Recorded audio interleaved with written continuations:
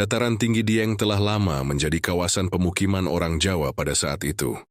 Sejumlah bangunan peninggalan abad ke-8 masih dapat ditemukan, baik dalam keadaan masih berdiri ataupun telah menjadi reruntuhan.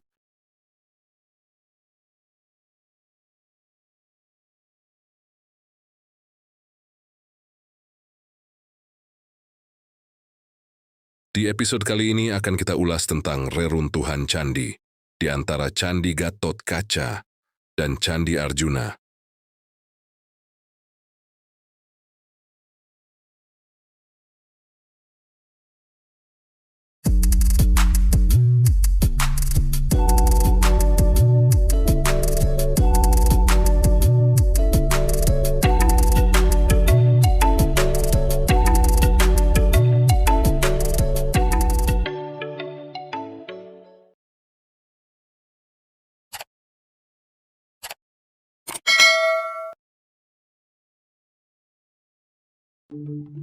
Tumpukan bebatuan komponen penyusun bangunan kuno di dekat tempat parkir kawasan wisata Dieng dan dekat Museum Kailasa. Batu-batu ini kondisinya tertutup rerumputan.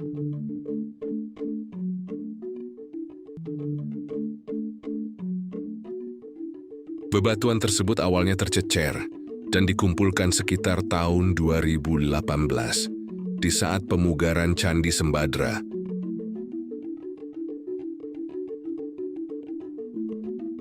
Bebatuan ini tidak jauh dari jalan ke loket wisata, Kompleks Candi Arjuna, dan terlihat hanya tumpukan bebatuan dari jalan tersebut. Di saat dari parkiran Candi Gatotkaca, dengan berjalan-jalan kaki menuju Candi Arjuna, mungkin tak ada yang menengok reruntuhan candi ini.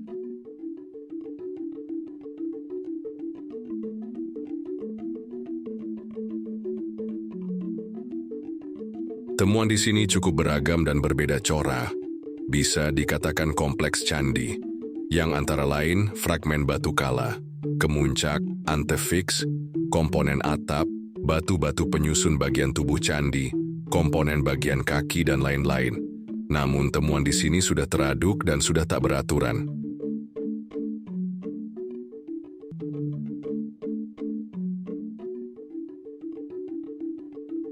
Apabila dipugar pun sangat sulit dalam memilah-milah bebatuan tersebut, ditambah lagi kemungkinan banyak batu komponen penyusun candi yang hilang.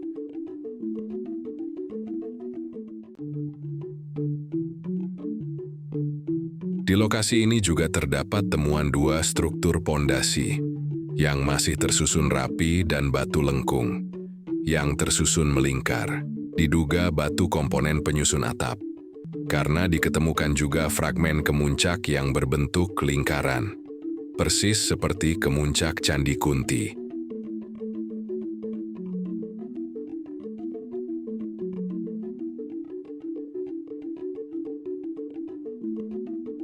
Pada tahun 2024, di saat studi kelayakan pemugaran Candi Kunti, bebatuan ini dibersihkan kembali untuk pencarian bebatuan Candi Kunti. Apakah ikut teraduk di sini, dan ternyata tidak menemukan batu bagian tubuh Candi Kunti.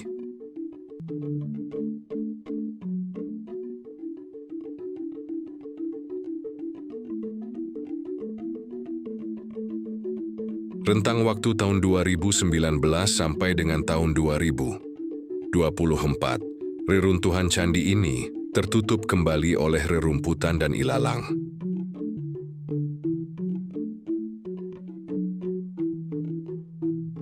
Meskipun temuan ini merupakan kompleks candi, namun juga belum diketahui nama candi tersebut. Reruntuhan candi ini juga pernah tercatat di era kolonial.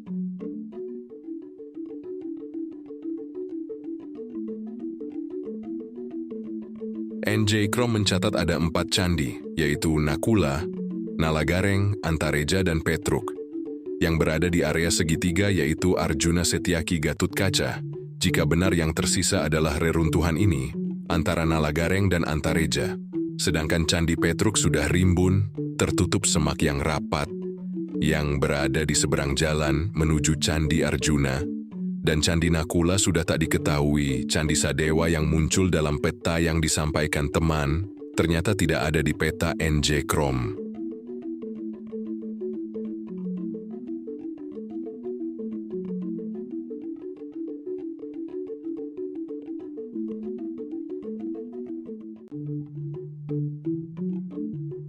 Dalam catatan Brumun ia menyebutkan sebagai Candi Bagong, namun bisa jadi Jung Hun juga melihat. Tetapi Jung Hun tidak menyertakan nama candi, hanya jumlah dan lokasinya. Brumun menyebutkan ada candi yang berada di kaki Pangonan. Posisinya satu deret dengan Candi Gatotkaca.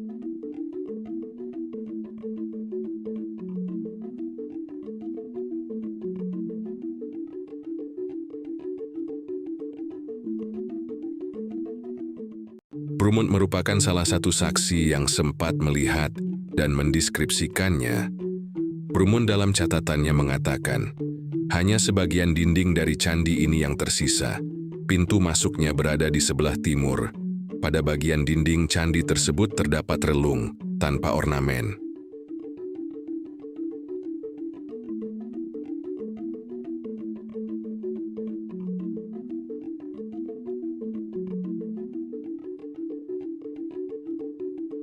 Dalam catatannya juga mengatakan, di dekat candi ini juga terdapat tumpukan-tumpukan batu yang sudah ditata sedemikian rupa. Saya diberitahu bahwa sebagian batu-batu itu telah dijual dan tumpukan batu ini akan dijual ke Batur oleh penduduk.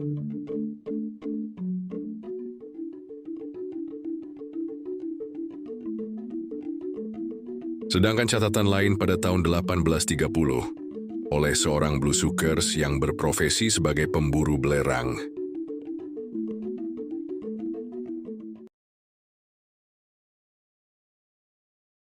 Dalam catatannya, ia singgah di Delok, lereng Candi Parikesit. Namun Parikesit dan Dwarawati sendiri, ia tidak menyebut, atau mungkin belum terlihat, karena dari arah sini, untuk mencapai Dwarawati, harus naik ke bukit yang memiliki kemiringan cukup curam. Jika vegetasi tumbuhan seperti hutan gunung perahu, dapat dipastikan dua candi ini meskipun di ujung bukit tidak akan terlihat.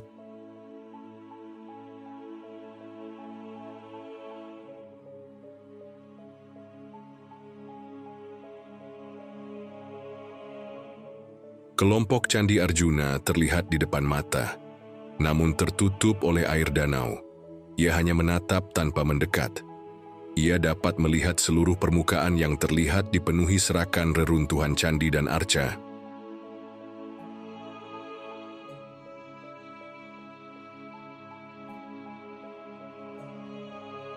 Dari Delok dia mengambil sisi kiri atau mungkin daerah Reco Gede, menyusuri jalan yang penuh lubang galian, batu candi dan fragmen arca berserakan di mana-mana, hingga sampai di Candi Petruk.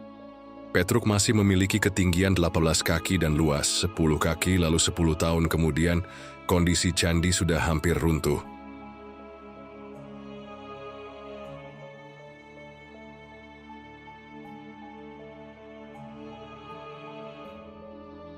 Namun masih ada arca Siwa dan arca Ganesha. Di Candi Petruk sendiri, ia melihat terdapat 4 candi yang membentuk 2 kelompok yang indah.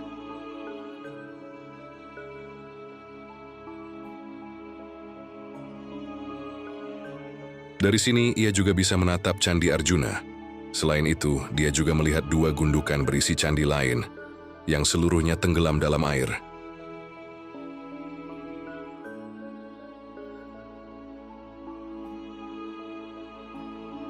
Selepas dari Petruk, ia menuju Satu Paal ke selatan.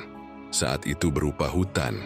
Ia menemukan kelompok candi lain di tengah hutan yang dikenal sebagai Candi Bima.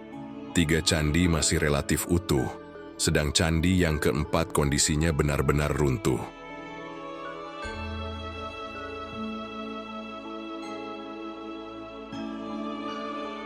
Pada altar bagian depan ditemukan arca Siwa yang sudah rusak. Ada beberapa arca lain yang tertutup oleh kerindangan pohon.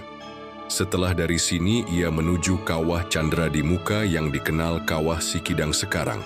Sesuai misi awalnya. Di arah selatan Kawah Sikidang, ia melihat kepulan asap lain. namun tak mendekat karena tertutup gunung dan dia menganggap terlalu jauh.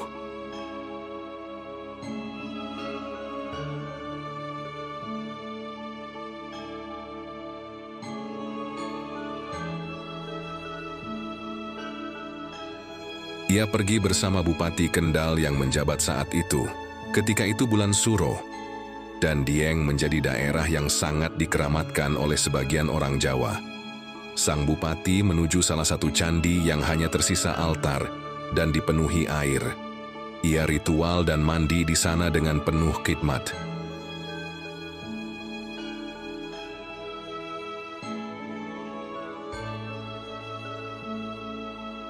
Ada dua hal menarik di sini, di mana dia tidak menyebut pesanggrahan.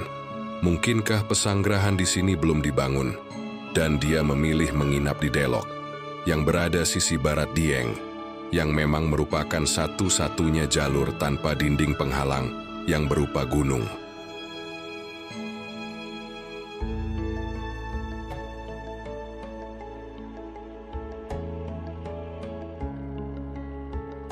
Dia juga tak menyebut mengenai Candi Gatot Kaca. Ya, karena memang Gatot Kaca baru ditampakkan dari area hutan 11 tahun kemudian. Lalu mengenai dua kelompok candi lain, mungkinkah Parikesit dan Ontorejo? Dan dua gundukan terendam air itu Nalagareng dan Nakula Sadewa?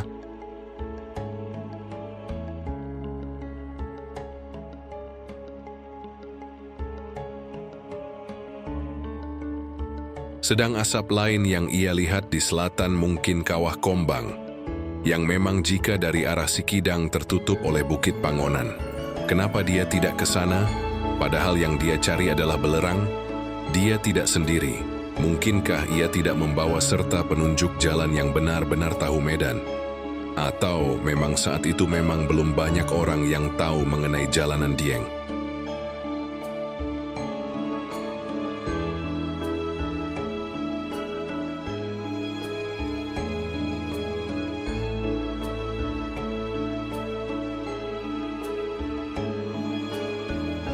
Merujuk ke beberapa catatan tadi, reruntuhan candi ini bisa jadi merupakan reruntuhan Candi Nalagareng dan merupakan peninggalan kerajaan Mataram kuno atau Medang abad ke-7 sampai 8 Masehi, sejaman dengan candi-candi yang ada di dataran Dieng.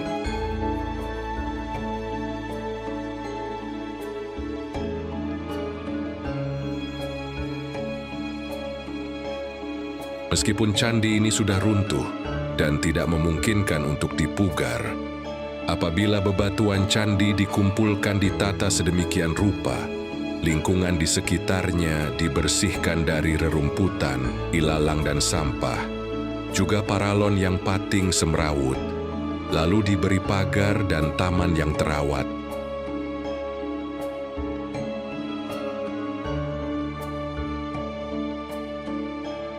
Maka candi ini akan menjadi daya tarik tersendiri.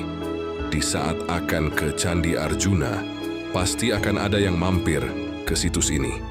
Dibutuhkan kerjasama antara Balai Pelestarian Kebudayaan Wilayah 10 sebagai pemilik lahan dan Dinas Pariwisata Banjarnegara selaku pengelola pariwisata Kompleks Candi Arjuna untuk menata situs ini.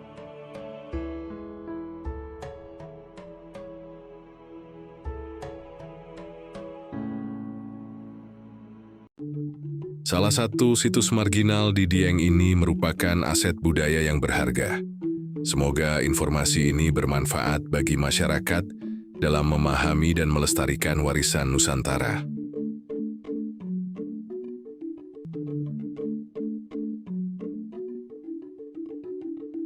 Terima kasih telah mengikuti channel ini dan menyimak video ini hingga akhir video. Sampai berjumpa kembali di episode berikutnya.